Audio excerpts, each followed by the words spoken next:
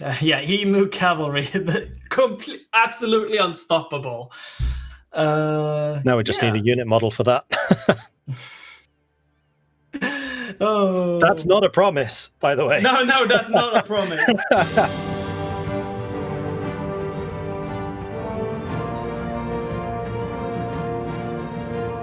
Hello, my name is Mordred Viking, and I'd like to welcome you to this third and final feature stream for Europa Universalis IV, where I am joined by game designer Groogy. Hey, Groogy. Hello, everyone. So what are we going to go through today? Yeah, so today we're going to be going through the features that are left, which includes Oceania and some new religious mechanics. And for this, I used my save, where I'm playing as Sebastian Gujarat, and I have been working my way to get Laristan here from Timurids, but I was foiled by Ajam last second before I could end the piece. So yeah, now I think everyone knows my pain of the AI sniping specifically that one province you wanted. But yes, anyway, let's start with the religion, since I'm here now. We have 3 religions that we're going to go through, but we'll start with first 2 you've heard before. Sikhism, which is free, and then Zoroastrianism's new mechanics that are locked to Leviathan. And we have Zoroastrian Faith, goes by a similar model as Coptic. They get different rituals based on what places they conquer. And here are the values. You can find these on the forum as well. You can get yellow corruption, local goods produced, missionary strength, governing capacity, and construction cost. I went with missionary cost, missionary strength as my first one, because I need to convert everything myself, basically. So I felt like that was a worthwhile investment. And as you can see up here, we have Sikhism it just spawned right before I made this save to actually use for here. And if we do spectate, let's just start cheating already. But if we have here, we have Delhi, who I then it spawned, and then I forced Delhi to become Sikh so I can show it off. Nice. And so now it starts with the first Guru Nanak, and each Guru over the years will give you monthly admin power, monthly military power, or monthly dip power. And we can see the next one is Guru Angad, who will give a monthly military power. But then next to these is also teachings that each guru has, and you can pick one of these teachings to become permanent. And while while this guru is active, you can also switch out his teachings. But the second he's not active anymore, they get locked in place and you cannot change them. Very interesting. So do each of them have 6 choices, or are they just going to have 1 choices? or 2? So I'm gonna show that. And also I should say this build is now I think 3 or 4 weeks old. So it's still the same as the first feature. It's hot code, and a lot of things have changed since this. But if we start with that and we go, so you can for the first one you can pick share and consume, national unrest, production efficiency, or regiment cost. And each guru will have their own unique ones. So this is replacing the old event-based mechanic and making it something where you as a player gets to make an active choice in what you get out of them. So yeah. Yeah, that's a lot nicer, having a bit more of an active decision about what exactly you want from your religion. Yeah. And then we can also have a look, since I'm at war, we have, which I have been using, but right now, let's have a look. I can make you stop. But then I'm also fighting, besides Timurids, Ottomans is in it, and I'm pretty sure he's on his way right now, so I disabled it right before this. But we have the autonomous carpet sieging, which lets you just select, hey, I want you to just automatically siege down these areas. Bam, done. And then the army will go off and do its own thing. and you can just focus on that. So like I beat Timurids, and then I just turned that on, and then I saw a bunch of allies are starting to pour in, and so I'm expecting. I think I saw Crimea, and then and Golden Horde. So I'm expecting Ottomans to come right behind them. So then I disable it. So how exactly does that work? Will it automatically split troops out to start capturing that, or will it just stay as a central army? No, it will stay as that army. So like, you don't need to use, like, this is one of the main armies. Is a little bit too big to do the carpet siege. So like normally it would split it out and so on. And like say here, like for safety's sake, let's say I put 10k infantry on each and then let them go. Then you, at least how I play with it. And then I have like one main stack that I walk around with, fight and like siege down like big targets and so on. How does that work with forts? Does it take the fort first? I don't think in this build, which I've reported, but I think it's already fixed, but I'm not 100% sure. But in this one, it doesn't take the fort first, which is a bit annoying. So, but yeah. Will they split up properly, or will they all move to the same province? They will not. If there's already a siege, they will not move to that province. I did like, because like I had to split up, and what I could see was like essentially the AI, automatic AI for doing this, it would like not move to a province that was already under siege. Gotcha. I know that's going to be a really popular feature. Can you show it off? Maybe now. Let's actually then just split this. This all of them, one, like something like that, and then split you out. There you are, split in half. So if we just do, because this area I think should be safe. There. No, you're not already enabled. So let's go here again. There. I mean, I don't know why I'm caring about being safe, since I'm not going to be using this save. So I was wondering that too. Yeah, no, it's just automatic. Like I'm used to playing, and then it's like, this is my actual save. So it's like, all right, yeah, I need to make sure I don't lose those, because then I'm gonna get ganked by like Malva or Bamanis or something. Yeah. Can we show off a monument? So we showed off the monuments last week, so you can check out the VOD for that, or we will be posting. I have one here. Oh, okay. I do have one myself, so yeah, but I have the Murad Janjira fort, which gives me naval force limit and naval maintenance modifier. I think this is the slaves that became a pirate nation, I think, if I remember correctly. They're supposed to be somewhere off the coast here, like a little island that is just a fort that they took over. Now I really want Fort Island in the game. Maybe like an Indian Knights. So if we just run this, we should see them, walking and taking different places.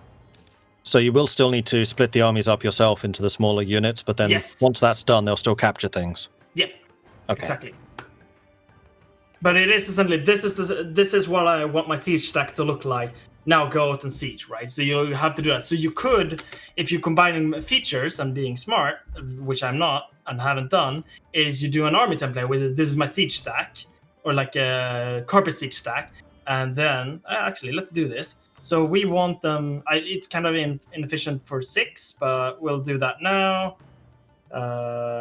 Carpet siege stack. There, save.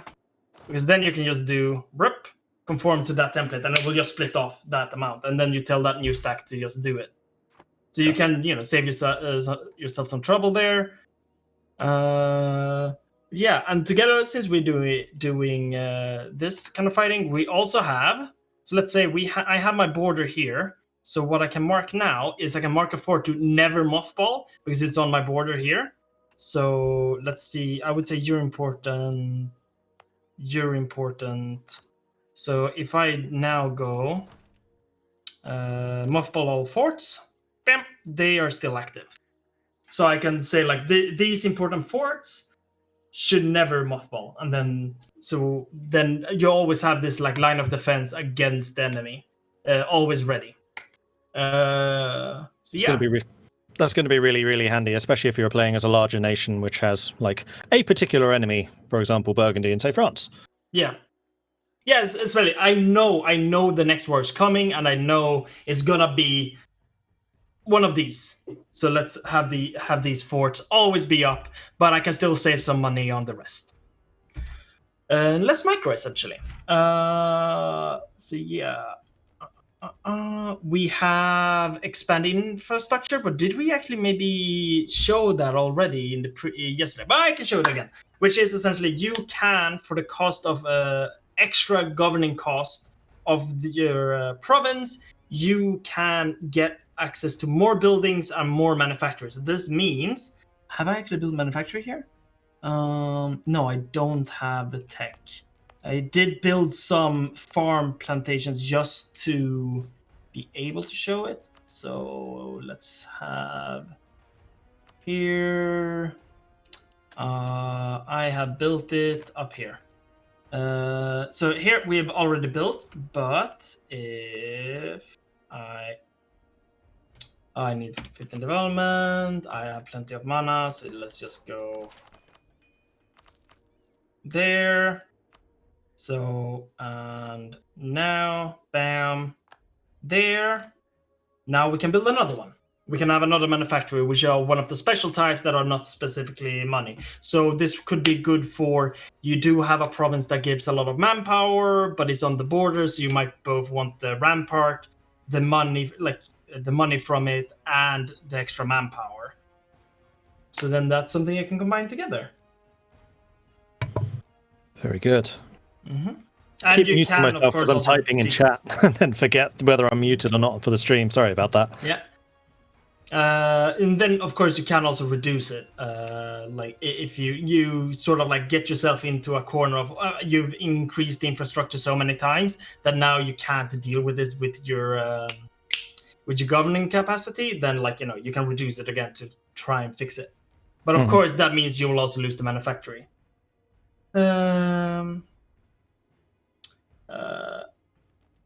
I think, yeah, we're going through Carpacy, Sikhism, Zoroastrianism. Oh yeah, if you want all of the different gurus and their teachings, that is in a dev diary on the forum. It's going to be a little bit hard to show them all off here because we need to go through like the entire game to show all of them. I think there's 12 of them in total. I'm trying to remember because it's based on the actual religion. I think the latest guru is the Eternal Book or whatever it's called, and that's the 12th one, I think, if I remember correctly. And then like each one has 3 teachings associated with it, so you get a lot of choice over the centuries to pick whatever you want. So then we have let's go through the expanded diplomacy for curry, like we have curry favor. We have redone favors a little bit. One, to make it a lot more visible what you can do. So here's my ally Oceania, which is essentially the battlefield against Ottomans and the Timurids right now, which I'm happy about. But before it was always everything was hidden here in show diplomatic feedback. It still is like the amount of favors and so on. But if you see, there's some missing buttons here that used to be here, like, you know, prepare for war and so on, because those have now been moved to here in their own little tab. So you have their own tab? Wow. Yeah, so you have some more things you can spend favors on. You can generate more favors. You can send. Essentially, let's say you have an ally, you've been allies forever, so you don't need to increase their opinion, so you can instead then send a diplomat to curry favor, which is under influence there, curry favors, which will give you like favor over time, more than what you're getting right now. So if we have a look here, we can see allied relative strength. Oh yeah, that's also a change.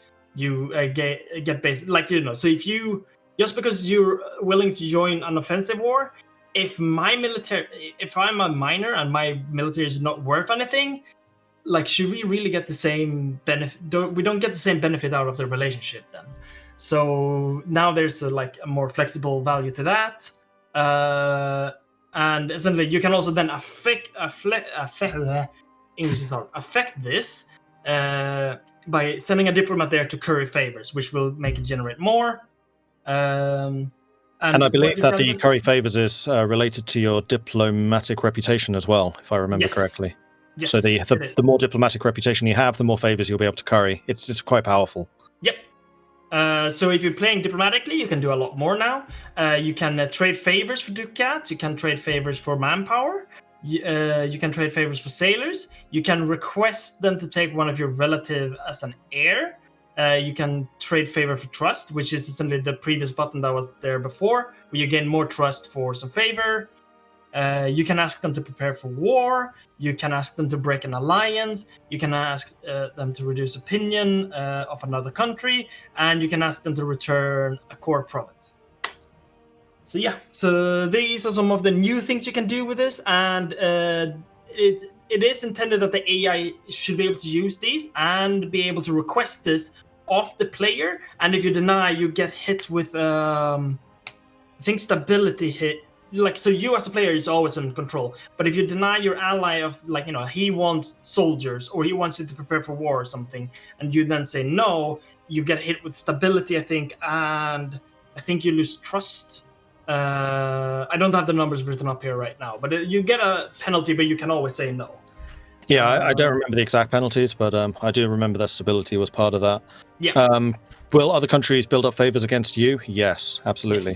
Yes, that is part of the new part of this rework as well.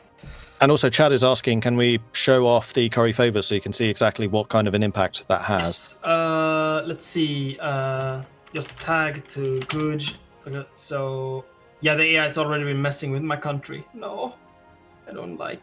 But if we do that, 7 days. There, and influence, curry favor, confirm. There, does it need an update? I don't think so. There we go. So currying favors, diplomatic reputation plus 0.101. I think I only have one diplomatic reputation, so it's only giving me 1 a month. And then we have their opinion gives me 0.16 a month as well. So in total, I get 0.3 in. So this is like a tripling of the effect that we had previous to all the changes. And that really allows you to manipulate things on the diplomatic side. So it's now actually worth taking diplomatic and influence ideas. Yeah. Oh. I got a cool idea. I'll deal with that later. But yeah. Anyway. That always happens when you're playing. It's like, oh, there's a thing I can do. I need to try that. Yeah. No. It's also because like now if I spec a lot of essentially I can do how Nemesis works now with Stellaris. If I spec for a lot of diplomats, I can sit and like manipulate all of my allies. Yep. And just ask them, hey, give you my money. Give me your money, essentially, and then just build up my country. Can you only curry favors with your allies? No, I think you can curry with anyone, but there are a couple of things or a couple of interactions which are limited to your allies. Yes. So let's see. I have no diplomats to send, but it would do that. There we go. So I can just send it to them, no problem, and I'll start building up with them. But I also, because of lack of alliance, it's a lot harder to gain favors with someone that you don't have you're not allied with. That's an interesting question. If you have full diplomatic ideas, do you still get the stability hit if you refuse a favor? I am not sure. I think it's 2 different parts of the code, so I think you'll still get the stab hit, but it would be a cool thing to like investigate and just look at. Have a look at it if you want to, because like you still need some kind of penalty for denying the favors, right? So yes. Even like it would make diplomatic ideas really cool that they could ignore it, but there should still always be a penalty to saying no. Otherwise, you will always say no to the AI. I mean, you would still get the trust hit. Yes, but like, how much do you care about that as a player? You only care about the trust when the AI breaks the alliance with you. That's the only time you care about, because then you call it bullshit. Oh. So then in theory you can build trust with non-allies via current favor. Yeah, so you can try and like keep yourself alive by just like, manipulating everyone around you. Yes. Actually, aren't there a bunch of... It would also help you in getting alliances, like when Midge and I were playing as the Knights, we were desperately trying to get an alliance with Castile. Now, by currying favors with Castile, I could then trade that in for trust, which would make them more likely to ally. So it just gives you a lot more options on the diplomatic scene now. So this gives one diplomat, and then I think in the policies... There's more diplomats with economic... Diplomat. Another one in innovative ideas. Yeah, so like taking this one and then just going with normal stuff would give you tons of diplomats to play around with, which would be super fun. Combo that with diplomatic. I might need to actually play as Austria, because now you could really play as the diplomatic hegemon. Oceania we can take next, and then we're gonna end things with rework regencies and new idea groups. But yes, so Oceania has gotten like a complete rework. So we have actually some tribes here, the Aboriginals, and then are they called Kiwi? No, they're not called Kiwi. Maori. God, I'm stupid. We have the Maori in New Zealand, and we also have some. Is it Micronesia? Micronesia, one of those. Yeah. And anyway, so like if we do have a quick look here, we have the animist. I recognize this, like nothing special there, but this is a bit different. We have Al-Sharinga, which I don't know how to pronounce, but they essentially Australian tribes, the Aboriginals, will be using the same mechanics as North America, like natives in general. New Zealand works like a normal tribal government, and in this area as well. But these, we spectate, click over, are like North Americans. They have the whole same process of like they have tribal land, they migrate around, and they reform into a nation state eventually, or become a horde, which they can as well.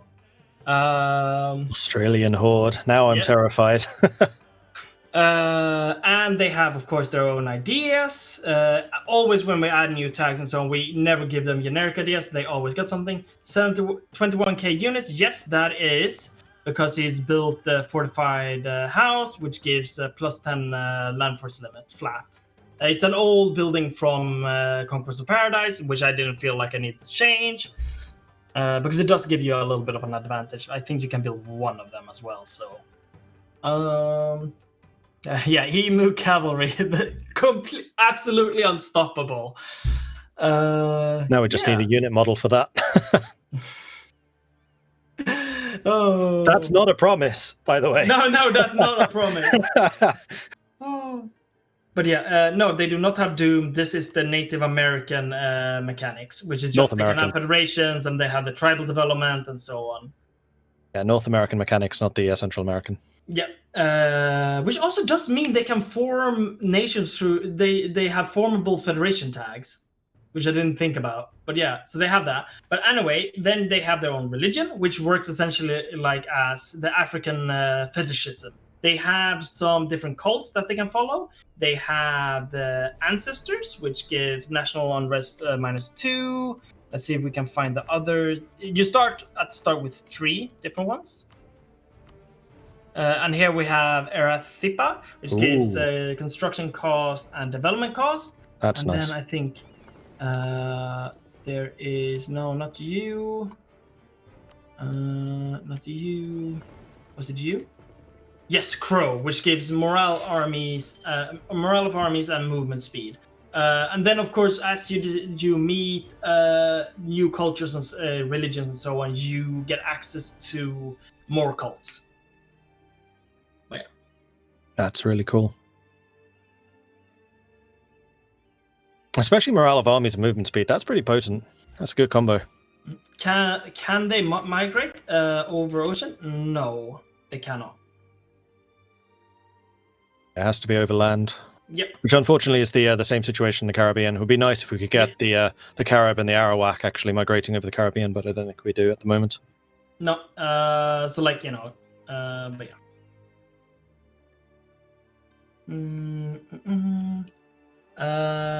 I mean, you could go with the crow as a cult, and then also become a horde, and just keep stacking those things. And you also have the movement speed here.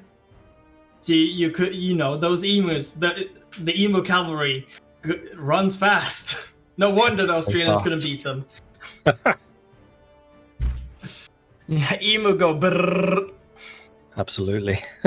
That's Oceania. Right. We also have some naval changes. We have the admiral have their own slot.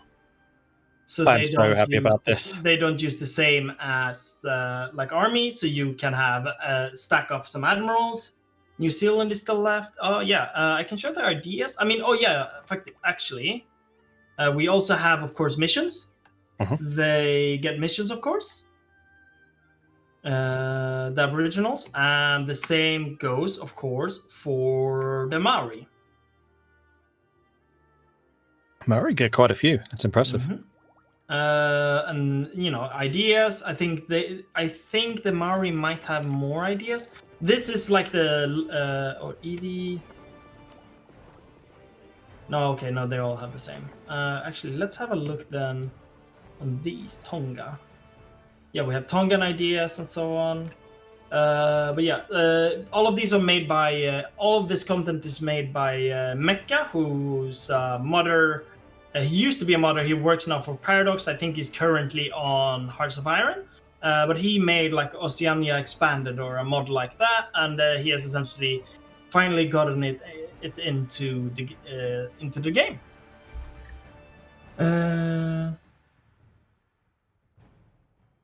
Yes, there is a. Oh wait, Maori formable tag. Maori, I'm not sure about. Is there? I'm not sure if there's a Maori formable, but there is formable for like I know he added formables for the natives like in America and New Zealand. I'm pretty sure he did that because like, you know, you're not a colonial empire, so you want something your own. But I don't remember what is the conditions for it to show up in national decision. Yes, there is an Australia formable, but I do believe there is a Kiwi formable. I think it's literally called Kiwi, which is for the natives. Or maybe I'm misremembering that. And then there's something for the Australia as well. That is not the colonial nation of Australia, I think. Is there anything in Hawaii? Yes. Oh, there is. Yep. We have Maui. Let's have Hawaiian ideas. The Call of the Surf. That's a good traditional name, I guess. Light ship combat ability, Yearling Navy tradition, and allow recruit when you. I would probably rebalance that. Allow recruitment of explosive conquistadors when you finish everything. I would probably switch it around. But here we have the missionary strength, tolerance of true faith, yellow legitimacy, yellow prestige, diplomatic relations, and max promoter cultures, manpower recovery, core creation cost, hostile core creation cost, and naval leader maneuver and colonial range. And there are a number of different islands as well, so there's going to be a bit of Hawaiian conflict going on as the kingdoms go against each other. Please say there's a Moana reference. I don't think Moana is Hawaiian, though. She's Polynesian, isn't she? Or am I misremembering that? I haven't seen it, so I don't know.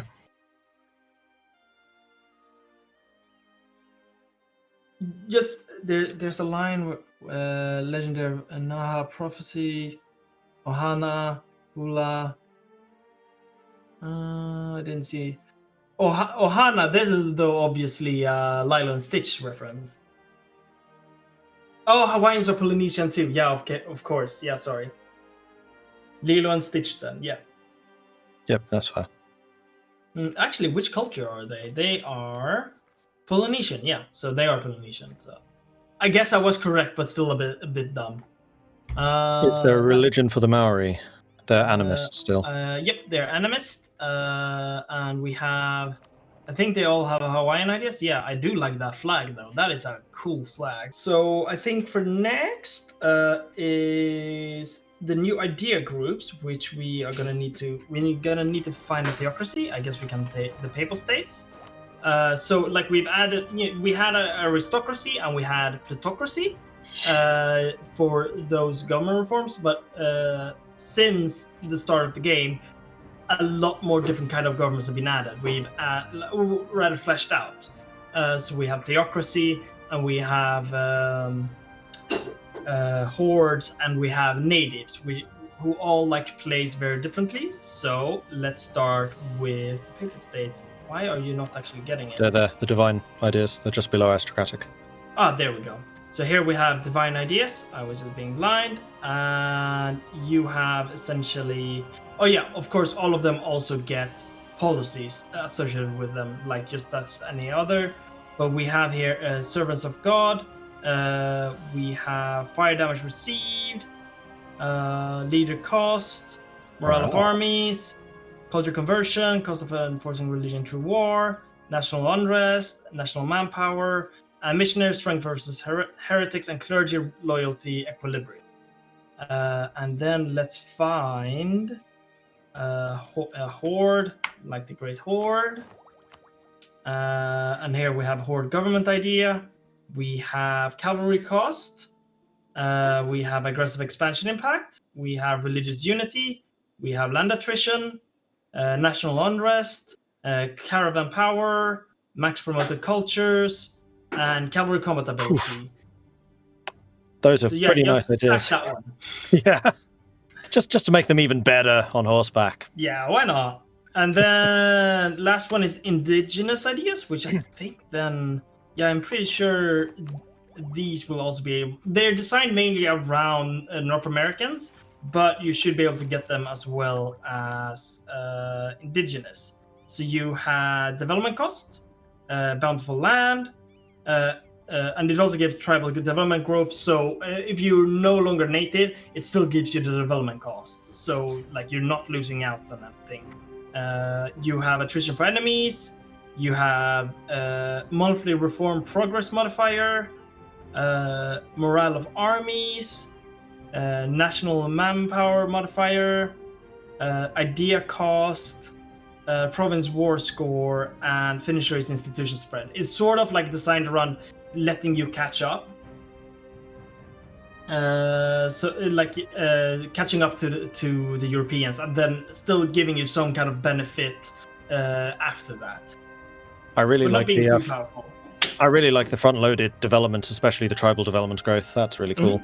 I mean, the nicest thing with that one just means like you want this early, and it also like it lets you grow a lot faster. So you combine that one with this one, and then with this one, and I think there's another one there. You can become quite a nice horde, and then you can also pick horde ideas on top of that. If you go migratory the entire way, and you take in that one, and then you become a horde, then you can pick horde ideas as well. Oh, good grief! The I just great realized. emus of Australia shall invade the West. Could you reform as a monarchy to get aristocratic, and then reform as a horde to get the horde? Yes, you can. It's based on whatever government you have. So, like, if you were France, and then you reform into a tribe. Wait, how does it work? Let's see. You would have to go down to... No, you can't become a tribe. No, it would have to be a horde first, and then monarchy. Yeah, you would have to be a horde and then become a monarchy. That's the best you can do. They shall fear the thunderous thumping of our kangaroo cavalry. Oh yeah, no, I think emus are worse though. So yeah, more ferocious. I mean, just a combination of both of them would be pretty bad. No. So you use the kangaroos more like a war platform, like elephants. So because they're big muscles, you just mount them with things. Or you just use the kangaroos as your infantry, because they're basically boxers. Yeah. They can kick people too. kangaroos on the emus. How can nations in Asia get institution without deving it? I mean, there are still ways of spreading institution. The only one that's difficult to get is printing press. Okay, let me explain. So any normal nation gets institution spread by deving. Still, it's specifically the natives, the ones with the native mechanic. So if we go, we are Malacca right now. So we do PowerPoint. Let me have a quick look. Do we have something we haven't? Yeah, we don't have Renaissance. Blah blah blah blah blah. There, we got some, and if we hover, it says you get Renaissance. But if we tag over to, let's say, Fox, yes, they're still alive. Perfect. Where are they though? They're over here, and they are they migratory still? Yes. So reform progress 500. I can't settle down because I need to migrate back. Let's do that. Because right now I can't dev at all because I'm migratory, so it won't let me. I can only grow naturally through the mechanics. But if I then settle down, I can. But it won't, as you see in the list, it won't give me any Renaissance, and we can see that by going, no feudalism, no Renaissance. So I think find command institution. Find command. Is there a new soundtrack? I think there's 2 new songs. Embrace 946, and then it's feudalism, I think. Embrace feudalism. There you go. If we just get spread to me, I can embrace it. It's just like it's way slower, and I can't actively make it come. Sorry, I just need to click on my main monitor, so I'm about to steal the mouse. You can have it back. Oh, thank you. So kind. You're welcome.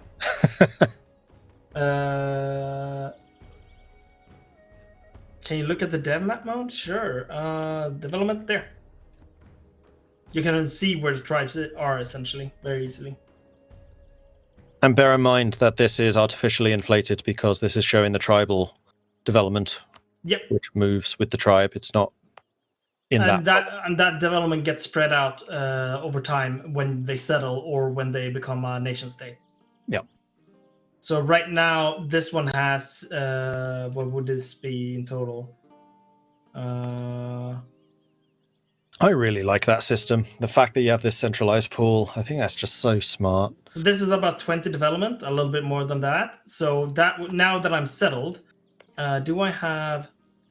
There. So if I settle this province, that will spread out 3 development. Well, 9 development in total. Bam. That. But now that is gone from here. Yep. It's a very cool system. I like that one. Here is the cat. Oh, come here. So we probably should end now. I think the people in the studio wants to. Yeah, so goodbye with the cat. I'll let you do the outro, or maybe let the cat do the outro. Yeah. So thank you all for watching. This has been the first look on the mechanics. You will get the changelog tomorrow, and we on Wednesday, when we usually did these, around 12? Yes. 12 Central European time is when the grand campaign starts. So don't miss that. Me and Mordred will be playing. So we are. Looking forward to that. It's going to be exciting.